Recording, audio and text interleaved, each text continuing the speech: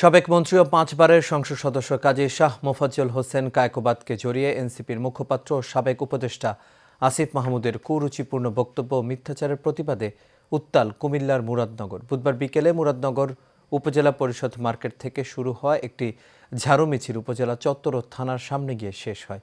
মিছিলে অংশ নেয় নেতাকর্মীরা। এই ঘটনায় আসিফ মাহমুদের দৃষ্টান্তমূলক শাস্তির দাবি জানান তারা। বিস্তারিত মণ্ডলে নামের রিপোর্টে।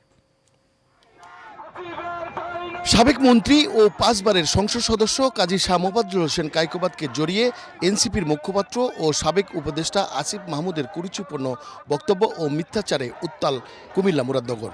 সাবেক এই উপদেষ্টার বক্তব্যের প্রতিবাদে ঝাড়ু মিছিলে অংশ নেয় স্থানীয় নারী পুরুষ, তরুণ তরুণী ও আলেম ওলামা এবং হিন্দু সম্প্রদায়ের সদস্যরা।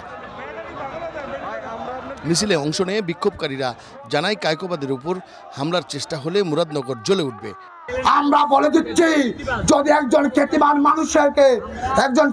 মানুষকে আপনার সাবেক উপদেষ্টা, দুর্নীতিবাদ উপদেষ্টা যদি আর একটিবার অজাত বাক্য উচ্চারণ করে, আমরা ঢাকা চট্টগ্রাম মহাসড়ক অবরুদ্ধ করে তার বিচার চাবো। এ সময় মুরাদনগর বিএনপি যুগ্ম আহ্বায়ক কামাল উদ্দিন ভূঁইয়া বলেন, নিজের দুর্নীতি আড়াল করতেই জননেতা কায়কোবাদকে জড়িয়ে অপপ্রচার চালাচ্ছেন আসিফ মাহমুদ সজীব ভূঁইয়া।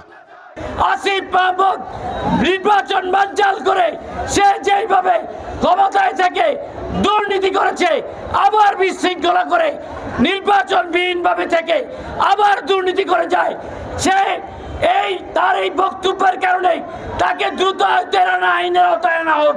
আসিফ মাহমুদ ও জামাতের বট বাহিনীর বিরুদ্ধে আইনি ব্যবস্থা নেওয়ার দাবিতে কর্মসূচি চালিয়ে যাওয়ার ঘোষণা দেন মুরাদনগরবাসী। মণ্ডলের নাম, এশিয়ান টেলিভিশন, মুরাদনগর, কুমিল্লা।